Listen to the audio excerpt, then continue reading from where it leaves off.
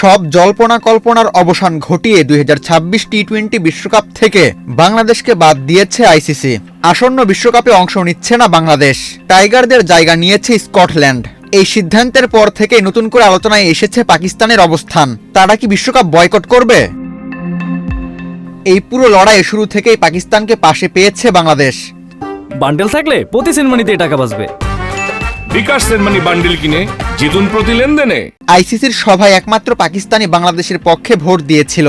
শুধু তাই নয়, সিদ্ধান্তের প্রতিবাদ জানিয়ে তারাও বিশ্বকাপ বয়কটের হুমকি দেয়। ফলে প্রশ্ন উঠেছে, যদি পাকিস্তান সত্যি সরে দাঁড়ায় তাহলে তাদের জায়গায় কোন দল বিশ্বকাপের সুযোগ পাবে?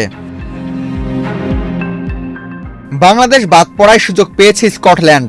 বাছাই পর্বে ব্যর্থ হলেও সর্বোচ্চ র্যাঙ্কিংধারী দল হিসেবে বিশ্বকাপের টিকিট পেয়েছে তারা। একই নিয়ম কার্যকর হবে পাকিস্তান সরে দাঁড়ালেও। আইসিসির প্রাথমিক মানদণ্ড অনুযায়ী সেক্ষেত্রে বিশ্বকাপে খেলার দৌড়ে এগিয়ে থাকবে উগান্ডা। গত 2 বছরে টি-20 ক্রিকেটে চোখে পড়ার মতো উত্থান ঘটেছে দেশটির। সহযোগী দেশগুলোর মধ্যে তাদের উন্নতি ছিল উল্লেখযোগ্য। উগান্ডার পরে তালিকায় রয়েছে পাপুয়া নিউগিনি, এরপর কুয়েত, হংকং ও মালয়েশিয়া। এদিকে শনিবার লাহোরে এক সংবাদ সম্মেলনে পাকিস্তান ক্রিকেট বোর্ডের চেয়ারম্যান মহসিন নাকভি জানিয়েছেন, বিশ্বকাপ বর্জনের বিষয়ে সরকারের সঙ্গে আলোচনা করবে বোর্ড। তিনি বলেন, পাকিস্তানের সরকার আমাদের যে নির্দেশনা দেবে আমাদের অবস্থানও সেটাই হবে।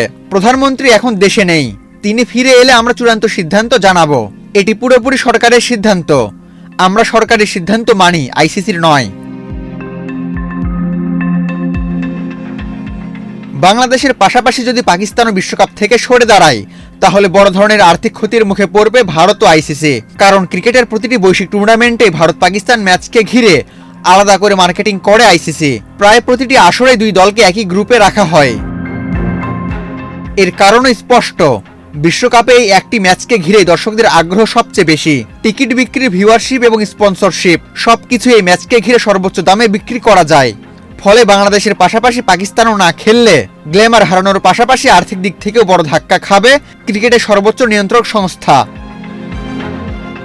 আবু তালহা, বাংলাদেশ প্রতিদিন।